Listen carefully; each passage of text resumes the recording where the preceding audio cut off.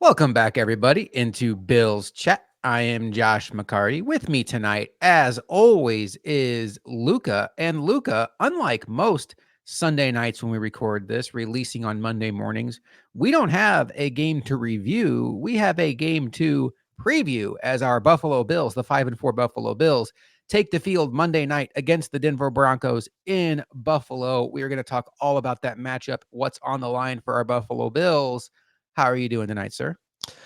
I'm doing good. It was a beautiful, relaxing day of Sunday football, Josh, and it was nice. I will say this: I'm glad I didn't wake up for the early morning football situation. I did have Liverpool playing in the morning, so I still had to be up at that hour, but I wasn't even paying attention to the NFL game. It was almost like your normal. So my Saturdays are also watching early morning soccer, where it's just kind of it's there. You're spectating. You enjoy your breakfast. It's kind of a more social spectating. And that's what we did this Sunday morning while I was getting ready for my football Sunday. I didn't care too much about the football Sunday game. It wasn't Chiefs, Dolphins like we experienced last week. It was, of course, Patriots, Colts. And I am very happy I didn't decide to sit down and watch that full intently. So I'm nice and relaxed. I'm feeling good. And I'm excited to get a little bit of a spicy difference in this podcast episode where we get to do a little bit of a preview instead of the usual review, like you just said. Yeah, we're going to get all into this Broncos Bills matchup. We are going to save that though for a little bit into this show because I think Luca, the story with these Bills right now is big picture. And a lot of that big picture has to do with how big is this game for the Bills. And I want to start talking about it more from that standpoint before we start diving into the actual matchups in this game. But it's funny, you mentioned that Patriots Colts game.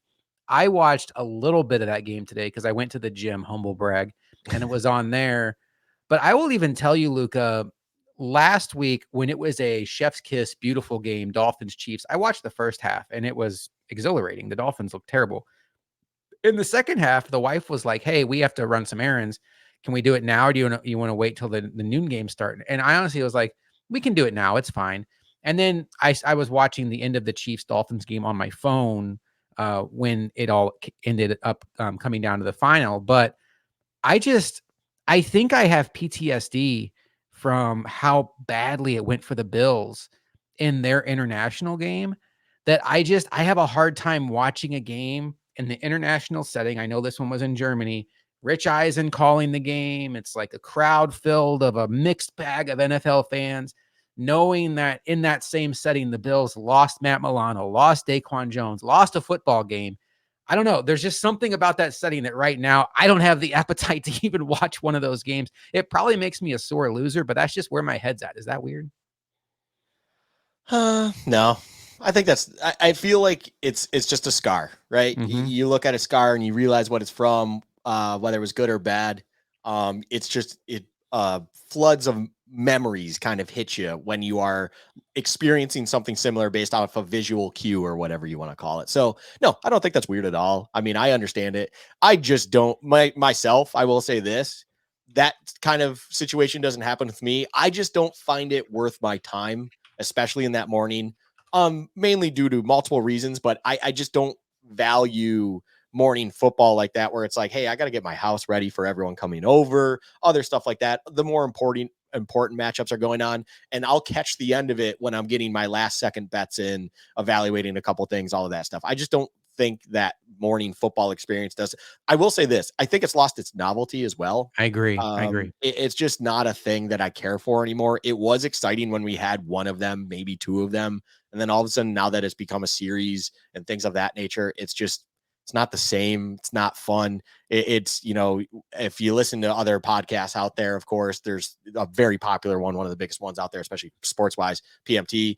Big Cat out there said, it's kind of like the Winter Classic, where it's essentially, hey, the Winter Classic was really cool for the NHL when they first did it, but then all of a sudden you have stadium games all the time now, like 4 or 5 of them happen a season, and it's like, do we need to be doing this anymore? Like, what? Like, there is one reason and one reason only all of these things happen. Of course, money. But overall, for the spectator at home, the thing that the sports are there for the most, I feel like it gets lost a little bit. And it's like, yeah, I don't need to sit down and watch these ever, whether it's for your reason, scarred from, trauma past, or just it's not worth it to kind of soak my time up to consume that product that you're trying to give me in the morning, rather than, the normal hours and windows that you do when it's, the 1 o'clocks or noon, like you said, 4 o'clocks, and then the Sunday night and stuff like that.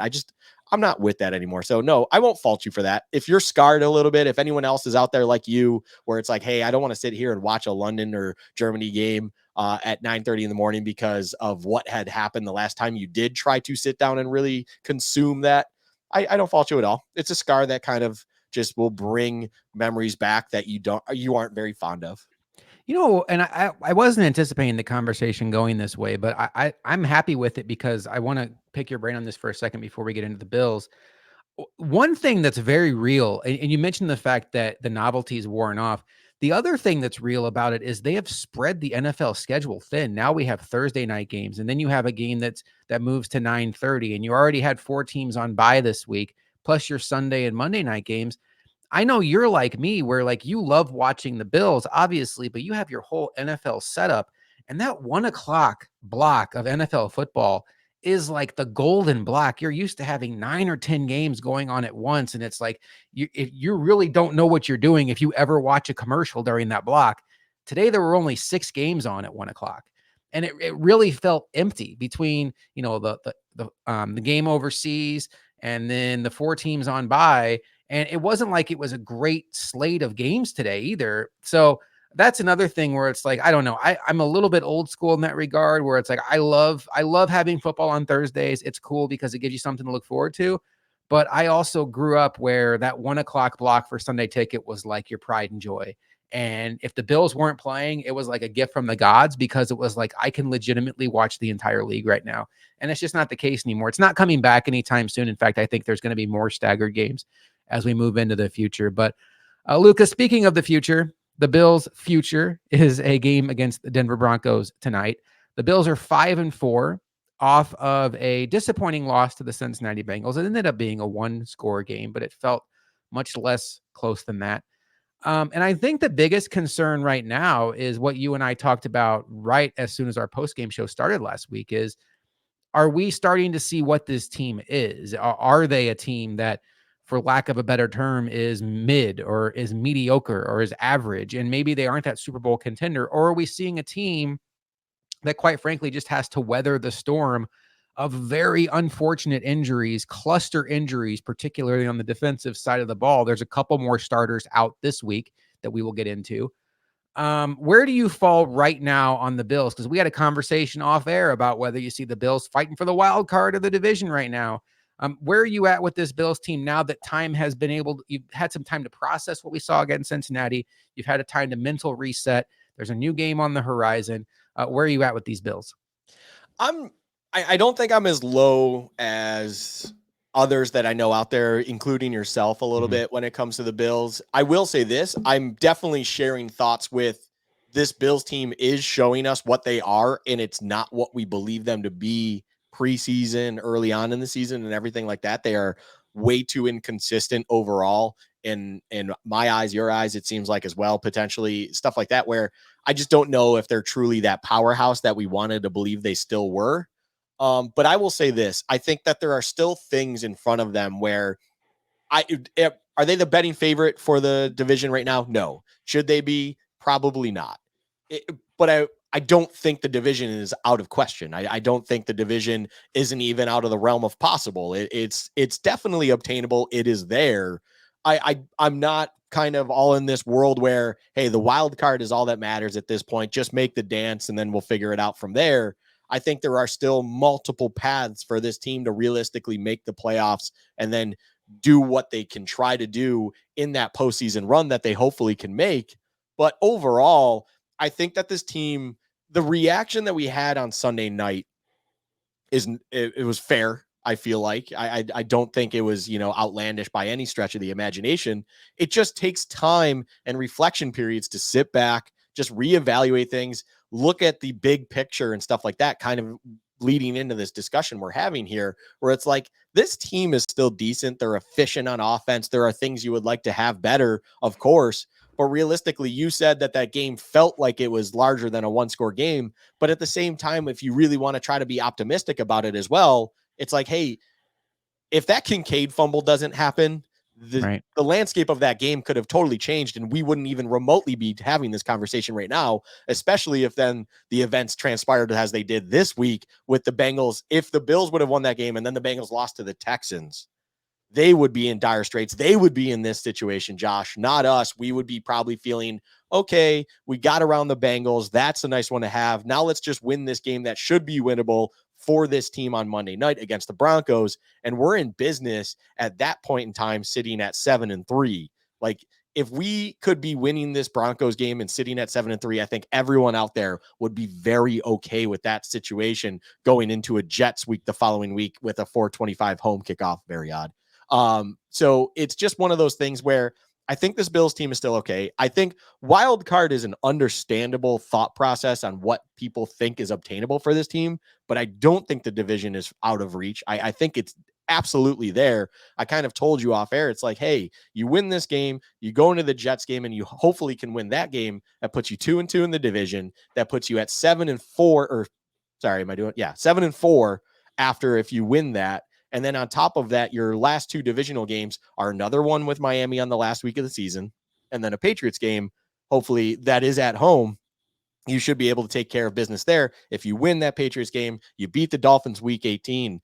That is 4-2 in the division, matching the Dolphins with the tiebreaker. And hopefully you have done things like beating the Chargers along the way and stuff to better improve your conference record, where a lot of those different tiebreakers that aren't working in their favor right now do kind of reverse course and figure it out. Like, it's, you just got to find steady water with this team. I think right now it feels like we're kind of neck down in the, it's not feeling great in the water. If you can steady the ship and feel right about yourself and just look at the bigger picture, I don't think we're in dire straits like it felt like after that Sunday night game. I think there are still plenty of opportunities out there to make the postseason, both through the wild card and the division, and they just need to kind of right course. They just need to show us a little bit of consistency, and I think that is possible for this team. It's just they have a little bit of adversity as well, not nearly as much as they experienced last year, but they have a little bit now with their defense, of course, with injuries piling up. Their offense, it just seems like you're not getting your secondary and third targets things. You're not getting your explosive plays as nearly as much as you would like, stuff of that nature, where that stuff can still easily happen with this offense. Those things can still absolutely come.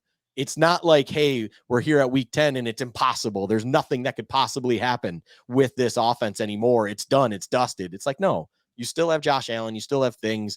Things can be done. Injuries are not holding these things back. Things that literally cannot help. It's just some form of consistency, seeing the field right, steadying the ship, stuff of that nature. So overall, no, I don't think this is a point of the season where, hey, just try to squeeze your way into the dance through a wild card, through a 6 or 7 seed. I think there's still plenty of paths for this team overall where the overreaction or the reaction was just Sunday night, but sitting here now, a week later, recording this as we preview and go into the Broncos game, Josh, I will say this. I think we're okay. We just need to see a good effort against a bad team coming up where you actually just take care of business. Something like the Cowboys do. The Cowboys aren't a great team, but they absolutely put their throat on inferior teams. Or That's the what they Dolphins. do. Yeah, and the Dolphins. It's like, if you are at least going to be a noteworthy team, you need to take care of the crap teams like the Giants. Sorry. Like the Broncos, the Dolphins putting a 70 piece up on them. Like, you just get the job done almost emphatically at times and just show that you are at least still one of those teams that should be in the mix and take care of business when you are supposed to. So I think what's interesting about the AFC and maybe the entire NFL this year, but I'm going to go AFC because I think there's some teams in the NFC or the NFC that would disprove this. I think when you look around the AFC, I don't think there is like a super powerhouse. I think there's a bunch of flawed teams. Now, the Bills are certainly a flawed team, and they might have more flaws than a lot of the teams we're going to talk about. But when you talk about the AFC, 2 days ago, if I were to tell you to power rank the teams in the AFC, you probably would have said some variation of Ravens, Bengals, Chiefs, Jaguars. Those were the 4 division leaders. Well, the Jaguars got thrashed at home today by the Niners. The Bengals lost at home today to the Texans, playing without their top wide receiver, Nico Collins, and their top running back, Pierce, although some would say Singletary is the best running back on that team. That's neither here nor there. And what other team? Oh, the Ravens lost at home to the Browns in a game they had firm control of early on before Lamar Jackson had a couple really bad turnovers. And then you have the Chiefs. And the Chiefs, the last time we saw them on the field, they had a bye this week. They beat the Dolphins, but they got out to a big lead early. And that game ended up being close in large part because the Chiefs right now, outside of Travis Kelce, lack any kind of reliable playmaker that catches the football. And they have taken a lot of stabs there. They've traded a third round pick for Kadarius Toney. They've spent a second round pick on Sky Moore. They spent a second round pick on Rice. So they spent a first round pick on Clyde Edwards-Helaire. Like, people always want to talk about Brandon Beane's draft history. Look at the Chiefs. They've drafted well, but offensive playmakers has not been part of that conversation. So my point is, it's not that I want to concede the division. I'm certainly not there. I mean, the Bills control their own destiny. They win out, they're going to win the division because they have a tiebreaker over Miami. But if I don't think the Bills are alive for the 1 seed. So that's right where that's my starting point. I don't think they're alive for the 1 seed. So I'm going to kick it back to you with this. Do you see a great value in winning the division? And I don't mean like, hey, would you rather win the division versus the wild card? Because certainly you'd rather have the one home game. There is some pride in winning the division, certainly. But in an AFC that we just went through, that it feels like really is any team's game, I really do feel like this year, more than any other year, it does feel like just get in and see what happens, because all these teams are kind of a roller coaster ride. If the Bills are, say, the 4th seed, and the first round of the playoffs, they're hosting Joe Burrow and the 5th seed Bengals. Or if the Bills are the 6th seed and they're going to Jacksonville, I don't know. I'd kind of rather go to Jacksonville. That's just me. But I mean, I don't want to get matchup specific. I don't necessarily think that taking the wild card path has to be a bad thing, because I think this is one of those years where it's just get in and see what happens. But where are you at with it? Are you much more interested in winning the division than I am? I'd rather win the division, but it's not like I'm going to lose sleep at night if the Bills become a wild card team. I will say I do share half a brain with what you're trying to get at here. It's not matchup specific at all. This is a much more general conversation, of course. But what I will say is this is absolutely a year where it does feel like if you're the talk of the town for that week, and this has been said in numerous, this is not me coming up with this idea. I've heard this from places, and it makes a lot of sense. And it continues to grow legs when it comes to what this theory and what the kind of year it feels like it is. If you become the talk of the town, you will lay a stinker that week. If you are the Bengals this week, which became, is this the best team in the AFC? Is Joe Burrow the best best quarterback in the conference, if not the league? All of this stuff. And look, they played an okay game. They were without T. Higgins themselves, things like that nature. But overall, they played an okay game, but they got beat by rookie CJ Stroud and rookie head coach DeMeco Ryans, missing some of their pieces as well in their own home. It's like, that's a game you shouldn't lose if you're the Bengals. Earlier in the season, the Dolphins put up a 70-piece against the Broncos, of which we are playing, and then got absolutely manhandled by these Buffalo Bills. The Bills became a talk of the town and then kind of laid a bit of a stinker and have turned it into a schneid of a run against the Jags. Like, it's just one of those years where, yes, you have to be in the mix to hopefully get hot and win it. I will say this, though. For this unit, which seems to be one of the more emotional teams, it feels like, in the league, you would like emotions to be a little bit on the high going into the postseason. And I think getting to the point where they are this year, Josh, to then turn things around, right the ship enough, and eventually win the division, I don't think it's about hosting a playoff game. I don't think it's about hosting whoever you do in that first round, whatever it is. I don't think it's about seeding. I think it's just literally instilling a confidence of, hey, even when things got down really bad, when things looked bad, we were still able to turn stuff around, figure it the F out, and win our division when it seemed like we absolutely shouldn't have been able to win our division. And that, to me, is valuable.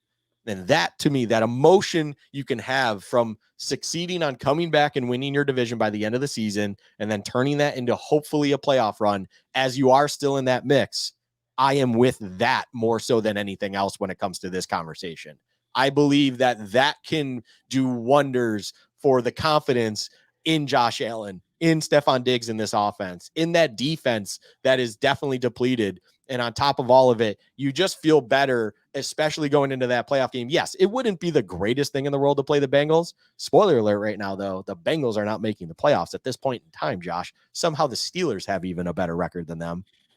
Mind blowing. The They have Steelers are a reason why you want to win your division because if they show up to your place round one, thank you. still have been outgained by every team this God. season. It's unbelievable. 399 yards allowed against the Packers, and they won that game.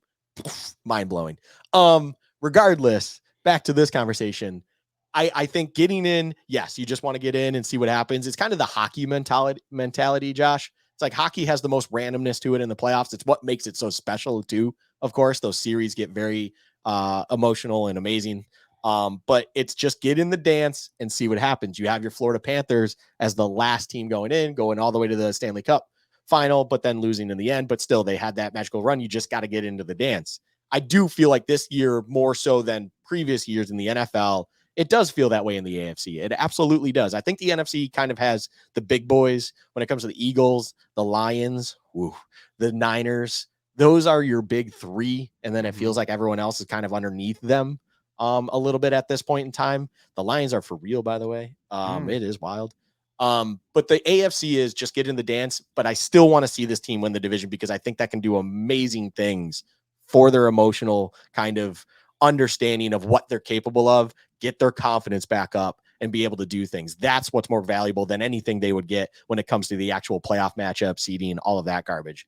I will say, if it comes down to it and stuff like that, I will possibly, if we start getting a matchup talk in week 16, if we're still in this conversation and things haven't gone really south, Josh, and you are looking at like, hey, if we're the 6-7 seed, you're either going to Jacksonville or Pittsburgh. Oh my God. I can't believe I just said that. Something like that. Or if you win your division in the 4 seed, then you host the Bengals or say you host the Ravens, whatever it might be. It's like, oh, now maybe we have a different conversation at that point. But overall, I still think coaches, NFL players, everyone, there's a reason they always say win the division, win the conference, win the league. It's step by step. You do those things. It boosts your confidence. It sets goals that you then obtain and you're capable of going further. So I entertain in long-winded way here that idea of what you're saying, but overall, I still think there is value in winning the division. And I think that's still something that this team should absolutely look to strive for because there's things beyond just matchups and hosting a playoff game with this unit that I think they can get from winning the division. Well, whether it's winning the division or the wild card, we've seen this time and time again. Really in the NFL, it's about a couple of things. One, it's getting into the playoffs. You can't win a tournament if you don't get invited, but you want to be firing on all cylinders when you get there. Last year, the Bills certainly were not. In 2021, the Bills were as firing on all cylinders as you could possibly be. You want to be as healthy as possible. And holy cow, does that look very unrealistic for these 2023 Buffalo Bills. But Luka, I put out a tweet from our podcast account this week about what's the best case scenario for these Bills. Obviously, that would mean that they make the playoffs. And here's what I came up with. And I'm going to go through what I came up with. You tell me what you think is realistic from this list and which one is pie in the sky. I did not include, by the way, Daquan Jones and Matt Milano coming back because I feel like that's just kind of a bridge too far. If we get either one of those guys back, great. But it's hard for me to envision that those guys come back and are the impactful players that they were prior to their injury. So I want to leave that conversation to the side. So the first thing I have on my list, we can kind of go through these quickly, is Rasul Douglas assimilates to the system and ends up being an upgrade at cornerback 1 for these Buffalo Bills. Oh, sorry. I thought you were going to go through a list there. My bad. How realistic is that? I think that's fairly realistic. I think that genuinely that is realistic. Yeah, sorry.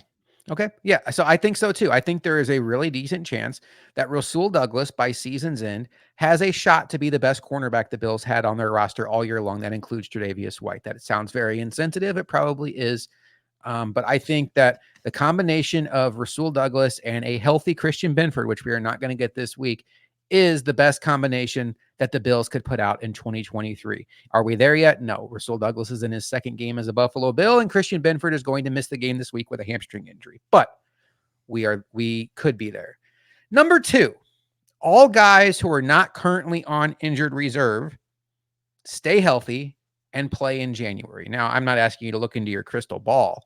And certainly, like, the Bills could lose a player like Saran Neal. No offense to Saran Neal. He's not a needle mover if he were to get hurt. But what I really mean by that is, can the Bills go the rest of the season without having another significant injury? And we know what that means. That is the Daquan Jones, the Matt Milano.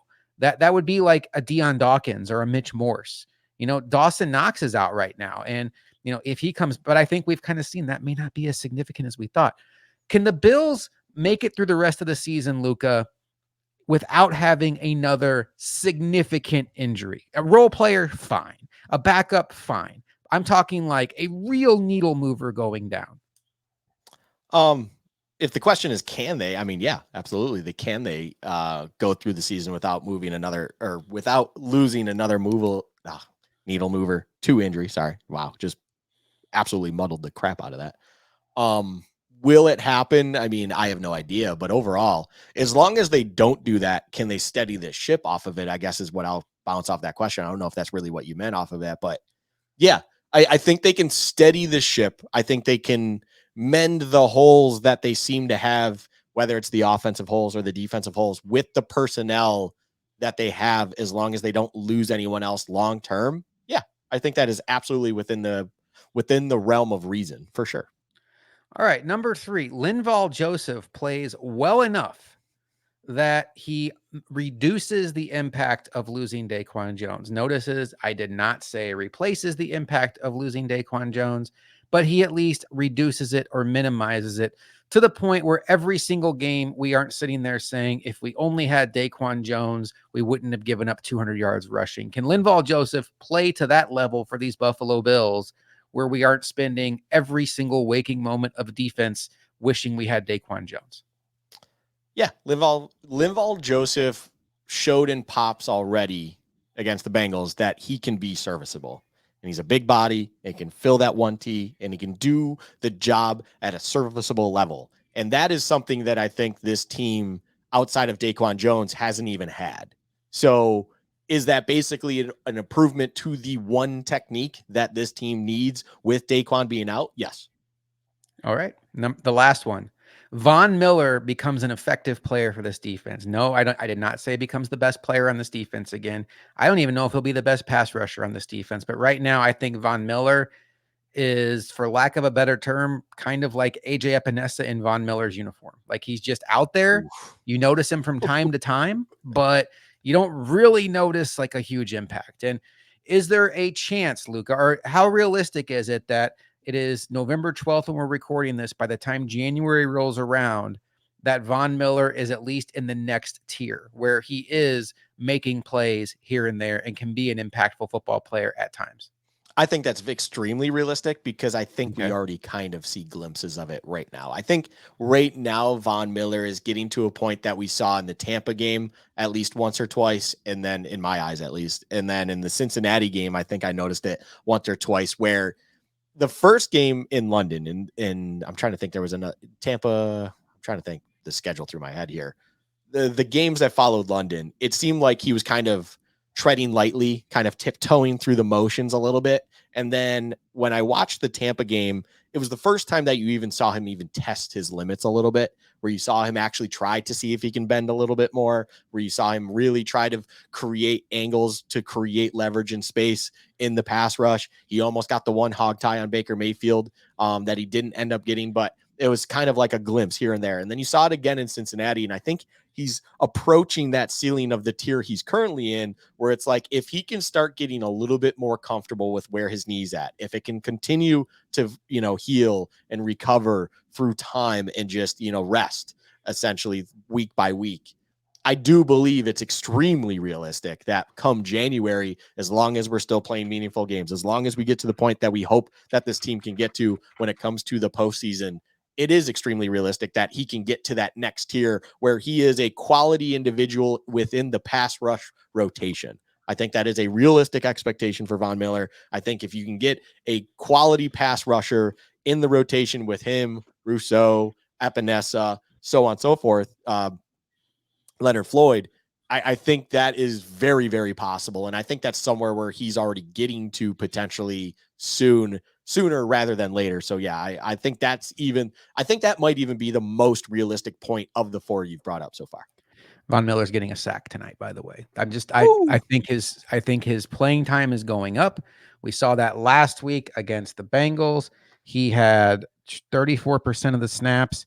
He is still fourth on about at edge. You're seeing Greg Rousseau trend down a little bit right now with the injury he's nursing. AJ Epinesa and Leonard Floyd are the top two.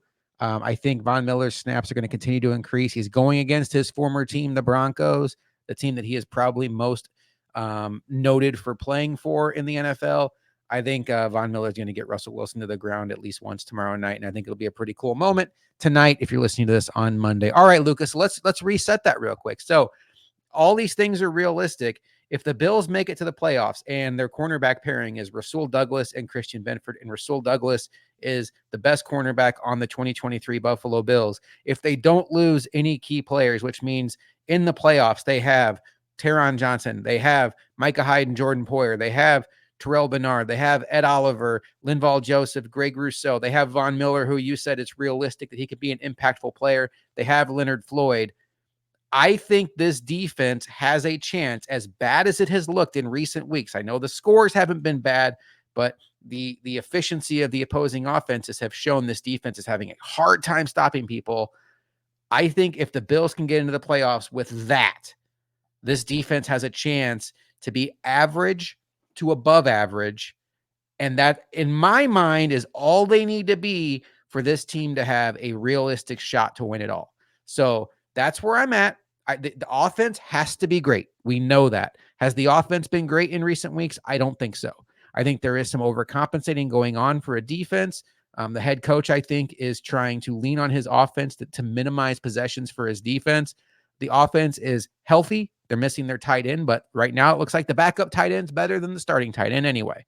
And I think if the Bills make the playoffs and their defense is average to above average and their offense is firing on all cylinders, they are going to be a tough out. Luka, how big is this game tonight against the Broncos? Are you at a point where if the Bills were to drop this game, that you would be thinking, okay, it's just not going to happen this year? Oh, I think in the context of the season, without me understanding who the opponent is, no. But then you introduce the opponent and you introduce where we are actually at emotionally in the season and where things stand. Yes. Yes. This is a very important game. And if you somehow lay an egg in this game, if you somehow can't figure out a way to get a result, yeah, I'm going to have bigger questions and bigger thoughts and kind of, I really will flip a switch really quick on where I'm sitting right now, currently, as we record this.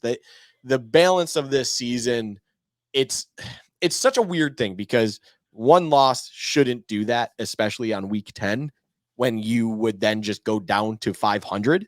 Like, this team has yet since week 1 to be below, well, I guess technically week 2 to be below, well, no, week 1 to be below 500 this season. They haven't been below 500. It's a crazy thing because it really feels emotionally, some people feel this team is like 3 games below 500, Josh, but overall they're not there.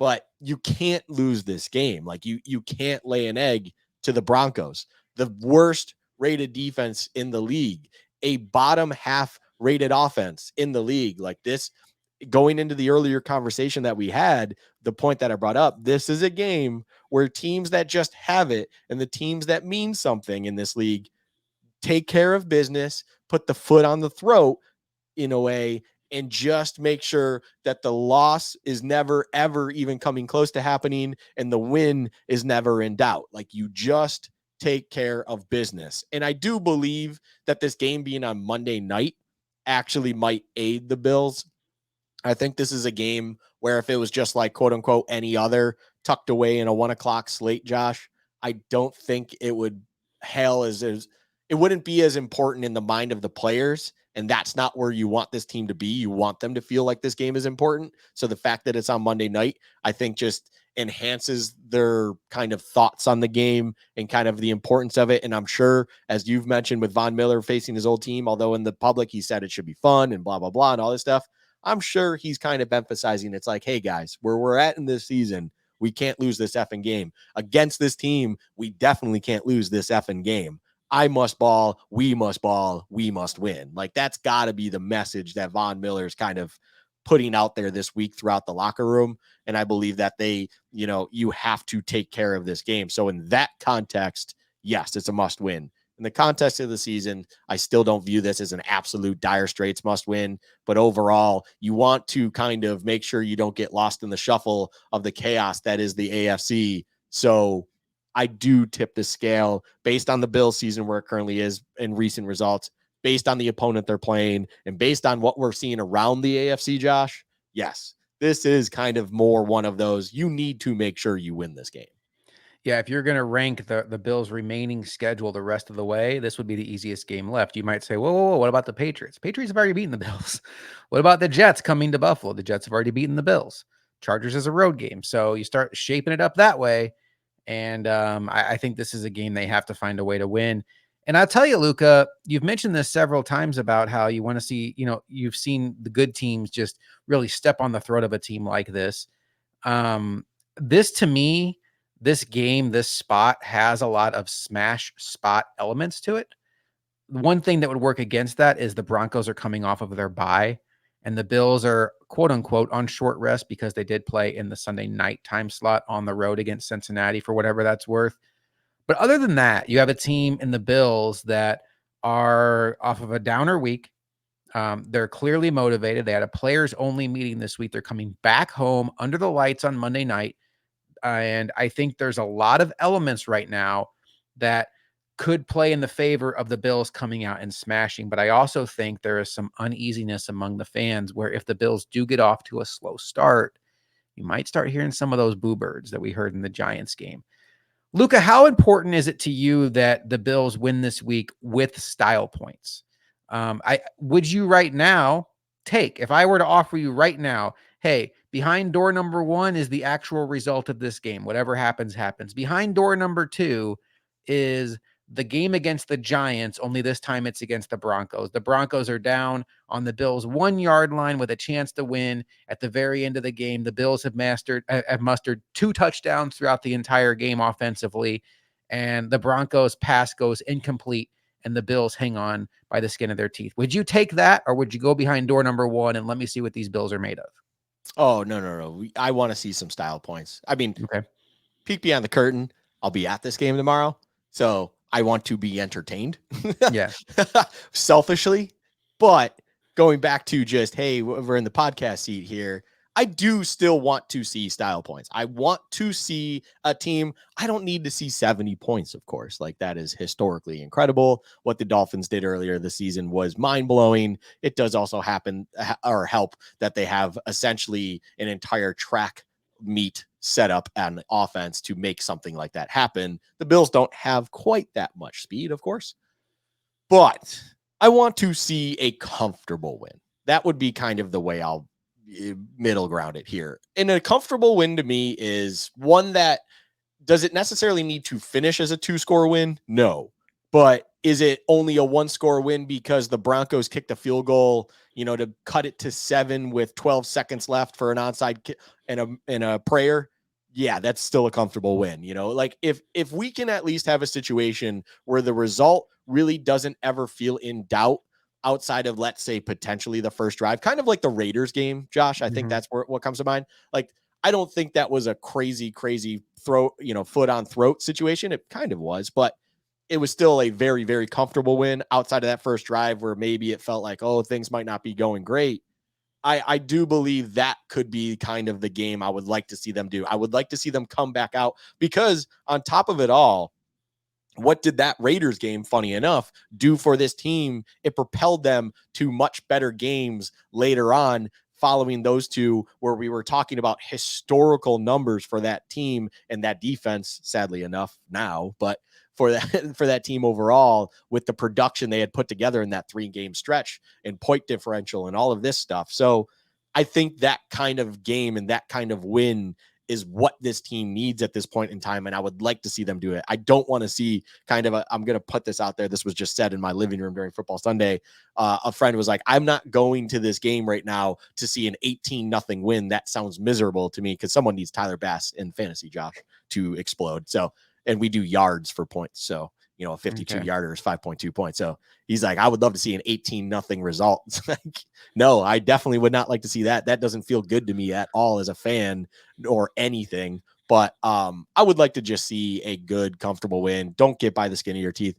I would be worried coming off, hey, we won with a walk-off field goal against the Broncos at home on Monday night. That would not make me feel good at all going into the next week against a Jets team who can't even move the ball, it seems like, on a Raiders defense that the Bills did put up on. I would still be nervous about it because you weren't able to get by the worst defense in the league, that is the Broncos.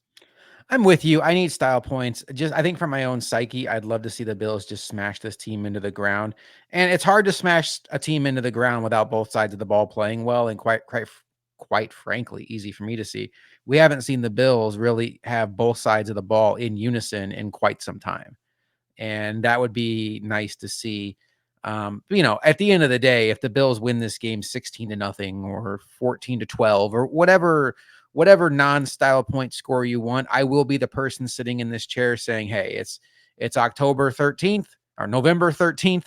At this point in time, it's just collect wins, move on, and hope that you're hot when the playoffs get here. And quite honestly, maybe we are being greedy because the Bills are without the 3 starters that aren't coming back in Tre'Davious White, Matt Milano, and Daquan Jones. They are without right now Micah Hyde and Christian Benford, potentially Terrell Bernard. So this is a team that also has Jordan Poyer and Greg Rousseau out there not 100%. So maybe there is something to be said for just get through, just survive in advance. These are 2 games, the Jets and the Broncos, that these Bills have to get to the win column, in my opinion, and just find a way to win without getting anybody else hurt. Which side of the ball are you more worried about right now, Luka, the offense or the defense? That's a great question. It's funny. Like, we just, so people understand, we don't have our usual script that we do tonight. So I'm not exactly sure where Josh is going to go with the conversation. It makes this interesting. Mm-hmm. I can tell you mine if you want to think about it. No, I'm going to say I am worried about the defense. Mm-hmm. That's just kind of where I'm at, because I think simple. It's a weird thing about to say, because I do think there's blame that is deserved on Dorsey for basically being a vanilla soft serve ice cream cone of an offensive coordinator and just not doing anything special for you whatsoever. It's just substance of a treat that you want, because the treat is Josh Allen and the substance you need is him moving the ball, and you do nothing greater for you. But I think execution, as we've heard them say, is definitely something that can be better. And I believe that they should be able to make that better. I believe in the talent, and it's all there. There's no injuries. There's nothing else really holding that back. It feels like it's just, hey, just do your job a little bit better. You're doing it at 85%. Let's do it at 100% and really see what can happen here. I think that can be corrected. Whereas the defense, there were a hole or question mark or 2 going into the season, and I think it actually looked really good with Bernard really filling in that Mike position, all of that stuff.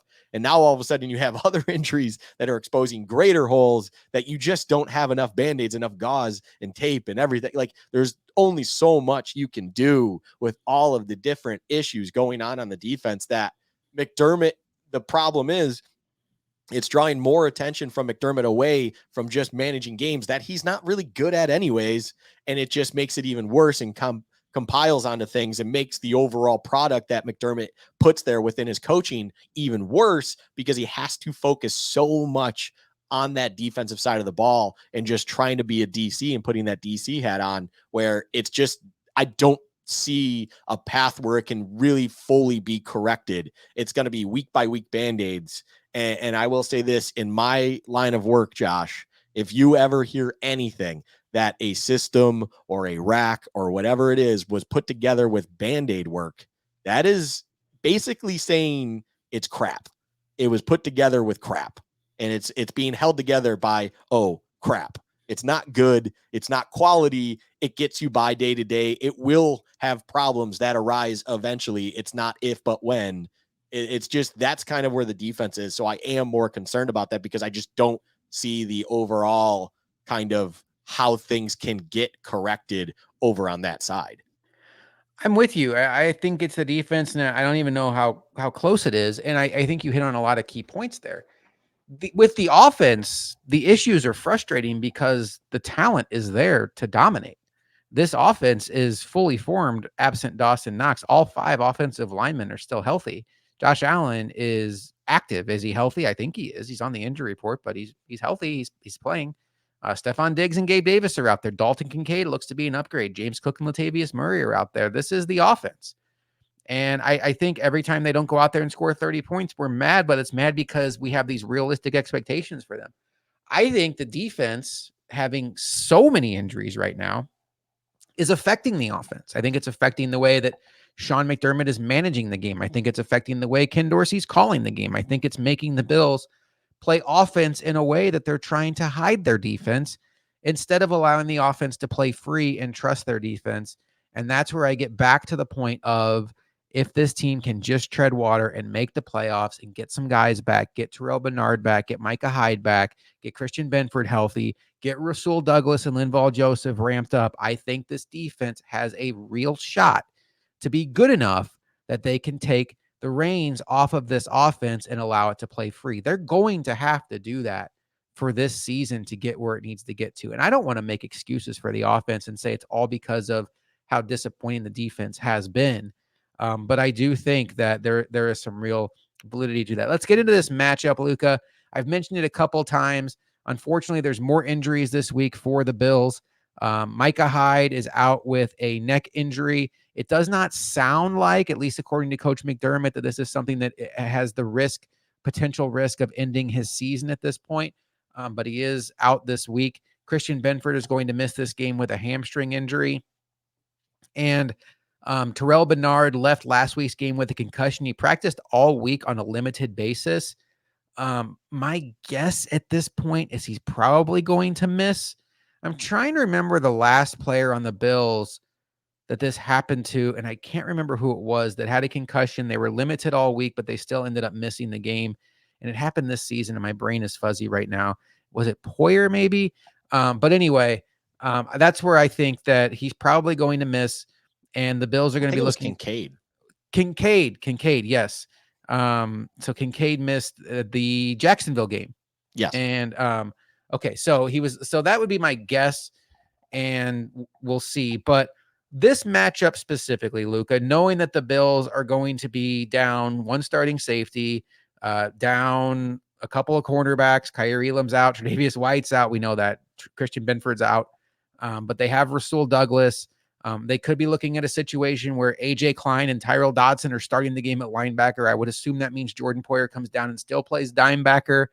And then you'll see maybe Cam Lewis or even DeMar Hamlin go back there at safety with Taylor Rapp in dime situations. Can this Broncos offense put enough stress on this Bills defense to make them feel the impact of losing these players?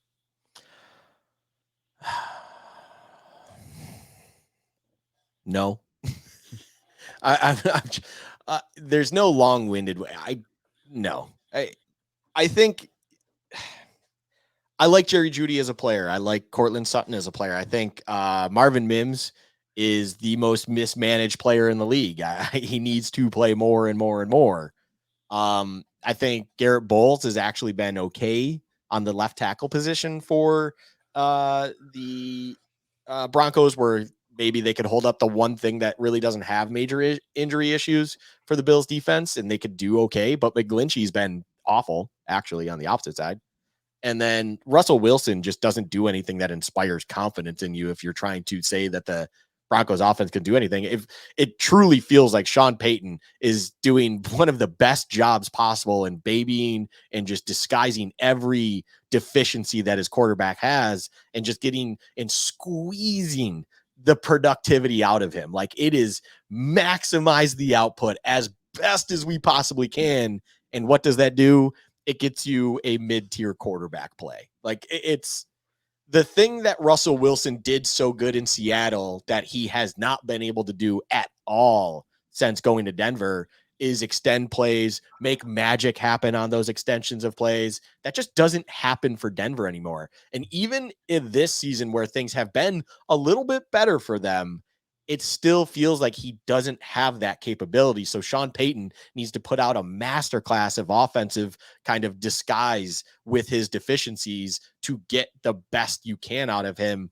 And then, like, their backfield doesn't do anything that I think they can exploit the issues in the run defending game for the Bills. I just don't really see anything with the Broncos offense that makes me go, oh, that could become a massive issue even for this injury riddled Bills defense. Michael Mayer with a touchdown pass on the Jets' head. And we Boom! both know somebody that picked Michael Mayer, and we were laughing about it, but we won't get into that right now. But I'm happy to see that. I want the Jets to lose. All right. So I agree with you. I think this Broncos offense is functional. I think they're decent. I think in a lot of ways, their numbers look better statistically because they've been playing from such a negative game script with how bad their defense was early in the year. I will say Broncos defensively have kind of steadied the ship in recent weeks. And a lot of it goes back to that Chiefs game in Denver where they won 24-9. And that really is the high water mark for them. The Broncos are on a 2-game winning streak, by the way. For those that don't know, they had a bye week last week. And then week 7, they beat the Packers 19-17 in Denver. And then they also in Denver beat the Chiefs 24-9. I will tell you, a lot of the all 22 guys look at that Chiefs game and they cannot figure out what the heck happened to Mahomes because it wasn't like it was great coverage or great scheme by the Broncos. It was just legitimately Patrick Mahomes having a terrible game. And I know there's some reports out there that he was dealing with some flu or he was sick, under the weather, who knows, but it's not like there weren't open players or plays to be made. That's basically what I'm trying to get at here is I don't think the Broncos have all of a sudden turned into the Von Miller, DeMarcus Ware Broncos. But they are on a 2-game winning streak. And defensively, the last 2 games, they have held actually the last 3 games, because in Arrowhead, they lost to the Chiefs 19-8. So the last 3 games, they have held their opponents to 19, 19, and 9. Do you think there is some improvement by this defense here? I think this defense is nowhere near as bad as the 70 points they gave up to the Dolphins. That's always going to skew their stats, But I think at the end of the day, you're looking at a team that has a below average offense and a below average to average defense. I think this defense is the kind of team that if the Bills are back, they probably need to be able to manhandle tonight. Where are you at with this Broncos defense? How much of a threat are they? Who scares you on that side of the ball? I mean, the 2 players that I always just think about with the Broncos defense is I don't care what their statistics are, what their analytics say. Justin Simmons and Patrick Surtain are ballers. Mm-hmm. They're absolute ballers in the secondary for them. They do have a slot corner, McMillan, that's been playing really well for them too this season. But a lot of the things that the Broncos have been able to do well is in the secondary. And on the surface, some might feel like that's a problem for the Bills, but I feel like they have absolutely 0 people inside the box, inside their front 7 that can really create problems for the Bills and just really just enforce issues with Josh Allen and create problems in the run game and stuff like that. Like, I just think they all kind of fill their holes and fill their needs and just do their job. And that's not good enough when you're playing against a Josh Allen. So the secondary can only hold on for so long until eventually time goes and things break through. And maybe Simmons has to squat up a little bit to defend the run his own right. And that does open things up over top and stuff of that nature, because you have a lot more one-on-one matchups with your Diggs, your Davis, your Shakir, Hardy, whatever weapons you're utilizing. I think, your Kincaid, of course. I don't think there's really truly a Kincaid stopper with this defense. I think Simmons can be a guy that stops a Kincaid, but at the end of the day, like, I don't look at Kincaid as someone yet that's quite like the Travis Kelce, where there's everything and anything, and they're really using him down the field. So you're still going to be able to get the ball to his hands quickly underneath Simmons, where then you're just trying to get him to get you, essentially you're getting him to turn and beat Simmons. That just seems to be how they use Kincaid right now. And that is something where there's no true like cover guy for that. It's just, you're essentially just getting him the ball as quick as possible before he can hopefully do something off of it. But I don't know. This defense doesn't really strike fear in me anywhere specifically. And then on top of it, it's just like where their strengths are. I think the Bills easily can overcome it because they just have a good enough numbers game wise when it comes to weapons. They're not a ton of high end weapons, but a good enough numbers game weapons wise that as long as Josh Allen can extend plays because they don't have that elite pass rush or whatever it is, eventually the openings will be there. Eventually Allen will be able to find whoever he needs to, and things will be okay on the offensive side. I just don't see that defensive team. I will say I'm with you too when it comes to the point of they are not the 70-point, given up defense. I think it's a little bit of an anomaly of what they've given up recent, but at the same time, that it feels like right in that middle ground where this is a team that the Bills should be able to put 28 points up against is absolutely within the realm of doable. Like that should be the outcome. 30 or 28 plus points. That is what the Bills offense should absolutely be able to do without too much resistance. You mentioned Dalton Kincaid. He is one of my keys for this game for the Buffalo Bills because he had a very good game last week against the Cincinnati Bengals. I'm pulling up the stats now because I want to make sure I get it accurate. Since Dawson Knox has been out, Dalton Kincaid went for 5 for 65 against the Buccaneers and a touchdown. And then he had 11 targets, 10 receptions, and 81 yards against the Bengals last week. And why am I bringing that up? It's because what you mentioned about the Broncos, they don't have a tight end stopper. They have given up the most yards in the entire NFL to tight ends. And I know you're going to say, well, not you, but I mean you out there listening. Well, that's got to be skewed. They played the Chiefs twice. And yes, anytime you go against Travis Kelce, you're gonna feel the impact of the tight end more than most. But I will say Travis Kelce in 2 games against the Broncos has 182 yards and no touchdowns. And while that's pretty good, that's not the Travis Kelce 170-yard blow-up game we've seen him have like against the Chargers. So it's not like it's skewing the numbers in that regard. From a fantasy standpoint and from a realistic standpoint, there are yards to be gained out there against the Broncos. I would expect them to make the Bills beat them left-handed. I would expect them to do everything they can to take away Stephon Diggs. And I do think Dalton Kincaid is going to be the second target in this offense going forward. So I'm with you. I think Dalton Kincaid has a real chance to show up tomorrow night in a big way. What about this Bills running game, Luka? I feel like it's been quiet recently. We have seen Josh Allen run more, which has been nice. We saw the last 2 weeks against Tampa Bay and against Cincinnati, there were more designed runs. We saw Josh Allen be a little bit more aggressive. We know the Bills went out and signed Leonard Fournette. He's on the practice squad. It sounds like he's probably still a couple weeks away from being part of the game plan. Early on in the year, it sure looked like the Bills had something going with James Cook and Latavius Murray. It feels like it's cooled off a little bit in recent weeks. Where are you at with the Bills running game as far as like James Cook, Latavius Murray, not necessarily Josh Allen, but if you want to include what you think Josh Allen's running could open up for those guys, fine. And how do you think it's going to fare this week against the Broncos? I think it'll fare okay. I just do question just a commitment that the Bills have to the run game anymore. I just don't see anything. I haven't seen anything where I go, yeah, the Bills are committed to still try to make the run game work. It just feels like something that's secondary to them overall. I think there is opportunity to be had in this game, particularly in the run game. I think you can absolutely chew the Broncos alive on the ground. I just question more so, is that what the Bills want to do? I don't know. I genuinely don't know. I feel like this offense will always run through Josh Allen first. And on top of it all, it's just, even in the run game, it's just a complement to what they ultimately want to do with Josh Allen. It's secondary. It's just an afterthought.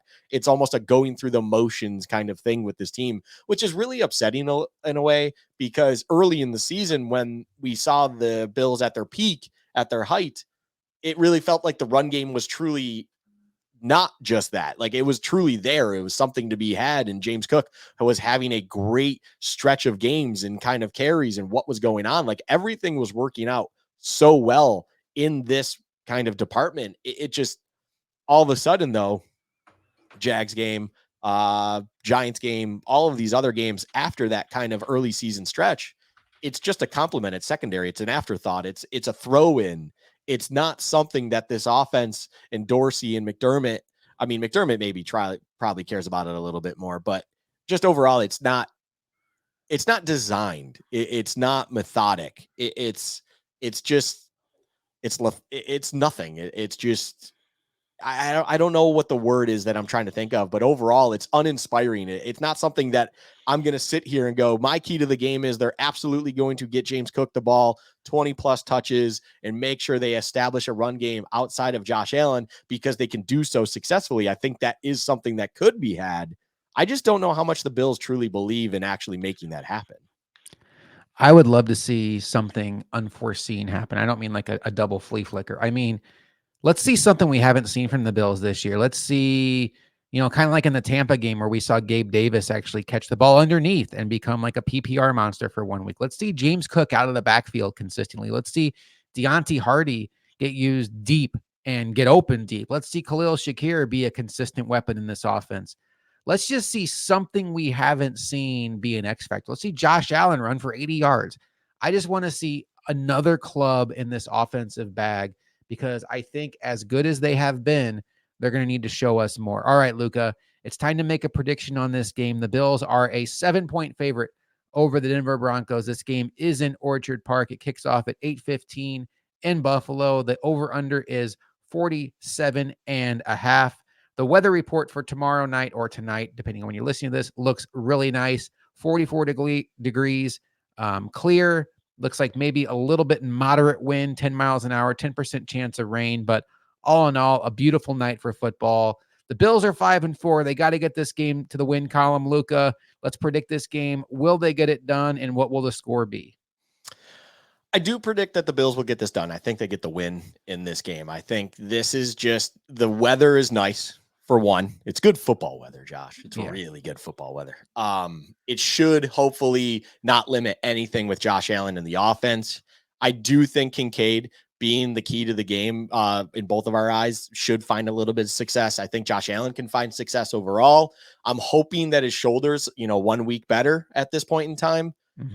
And when it comes to the prediction and score and everything like that, I do think I kind of hinted to it a little bit inadvertently, but this is a game where I think it's comfortable overall, but at the, the final score, I think the Bills end up winning. I'm going to go with 31-27.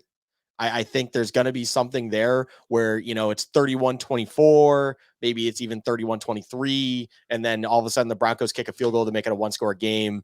And then just inadvertently do not get the onside kick in the game's kneeled out from there. And something of that nature. It feels like a game where the Bills shouldn't cover. I don't think the Bills deserve to have a 7-point spread, to be quite honest right now. I don't think the Bills cover at this point in time, but I do expect them to get a win in some comfort in some comfortable fashion.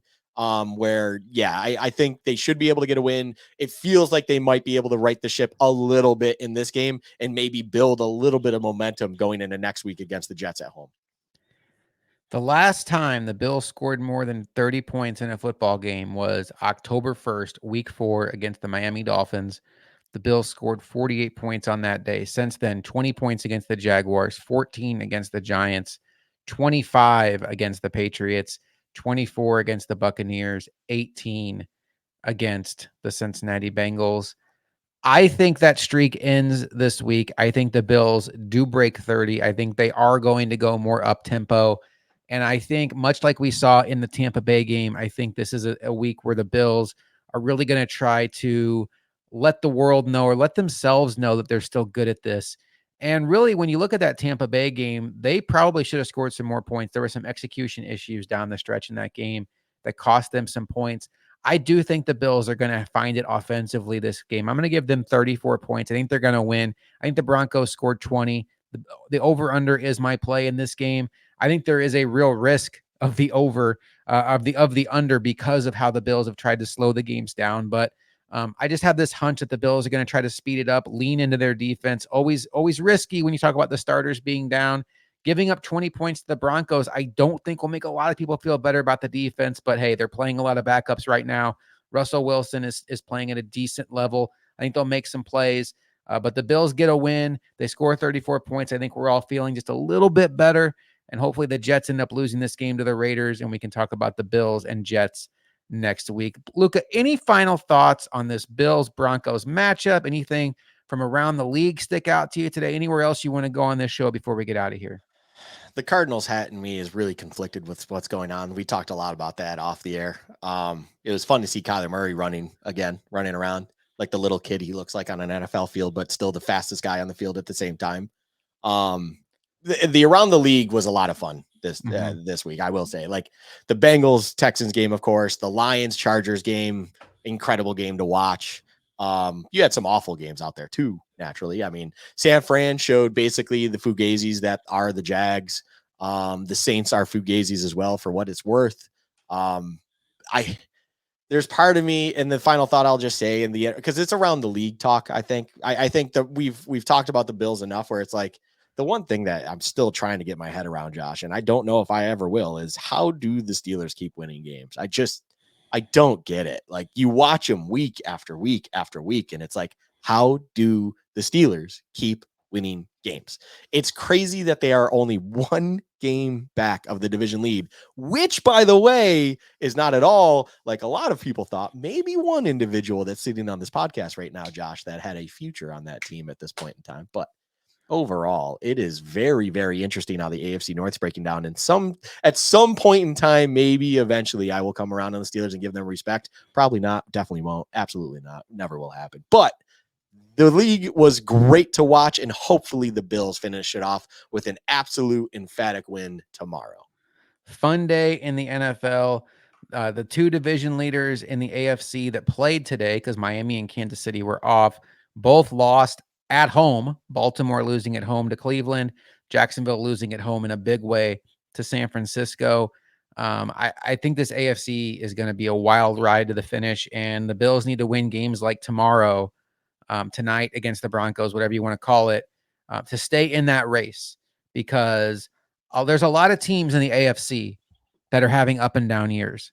There aren't a lot of teams in the AFC that bring a quarterback like Josh Allen to the ring with them. And when Josh Allen shows up as your quarterback, when he's on his A game, he's a real tough quarterback to beat. So I think these Bills need to just keep finding ways to win, find ways to get healthy, and stay in this race, as this Raiders Jets game is coming down to a photo finish. And hopefully the Jets are a 4-5 team in next week. Speaking of next week, Luka and I will be back on Friday for Bills Chat Live. We will be breaking down the Bills Jets game coming up on Sunday at 4:25. Hopefully we are talking about a 6-4 Buffalo Bills football team. Speaking of Bills Broncos, I will be live on the Built-in Buffalo network at halftime for the Built-in Buffalo halftime show. And I'll be hopefully talking about a very fun first half for the Buffalo Bills, a productive first half, previewing the second half. And then Luka and I will obviously be back on Bills Chat Monday morning next week, breaking down the Bills and Jets game. Luka, next time we're on the air for Bills Chat, we'll have 2 more games in the books. I love when this happens. I do love this too. Yeah, that'll be fantastic. It'll be fun. It'll be very, very fun. I can say with full authority, and this is where I want to end the show because it's going to be hilarious to start the show next week like this. The next time we talk on Bill's Chat Podcast, not Bill's Chat Live, but Bill's Chat Podcast, we will have a very different opinion about these Buffalo Bills. It'll either be very, very good. Well, it'll either be, okay, they did what they were supposed to do. Now bring on the heavyweights. Or it'll be, tell me what that 12th pick in the draft's going to get us, Luka. So we'll see what happens. Hopefully that's not the case. The Raiders just fumbled the ball, so now the Jets have a chance to go down and find a way to another improbable Jets victory. We'll see what happens there. Luka and I'll be back next week on Bills Chat. For Luka, I am Josh McCarty. We will see you next time on Bills Chat.